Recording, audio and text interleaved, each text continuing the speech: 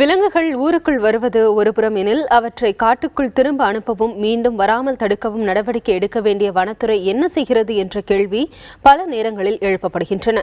இதற்கு முக்கிய காரணமாக கூறப்படுவது வனத்துறையில் உள்ள காலி பணியிடங்கள். வனத்துறையில் பணியாளர்கள் பற்றாக்குறையால் வன விலங்குகளை பாதுகாப்பதில் சிக்கல் ஏற்பட்டுள்ளதாக வன அலுவலர்கள் கூறுகின்றனர். தமிழக வனத்துறையை பொறுத்தவரை 45% பணியிடங்கள் காலியாக இருக்கிறது. தமிழக புவிப்பரப்பில் 17% வனப்பகுதிகள் இருக்கின்றன. வனப்பகுதிகளையும் வன விலங்குகளையும் பாதுகாக்க தமிழக வனத்துறையில் 12 வன பாதுகாவலர்கள் மேற்பார்வையில் 32 மாவட்ட வன அலுவலர்கள் பணியாற்றுகின்றனர்.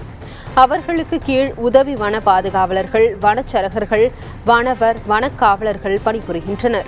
மொத்தம் உள்ள 32 மாவட்ட வன அலுவலர்களில் 6 பணியிடம் காலியாக உள்ளது. அதுபோக வனச்சரகர், வனவர்கள், வனக்காவலர்கள் பணியிடங்கள் 45% காலியாக இருக்கிறது. இதுகுறித்து வனத்துறை அதிகாரி ஒருவரிடம் கேட்டபோது, சமீபத்தில் 78 வனச்சரகர்கள் தேர்வு செய்யப்பட்டு அவர்கள் பயிற்சிக்கு அனுப்பி வைக்கப்பட்டுள்ளதாக தெரிவித்தார்.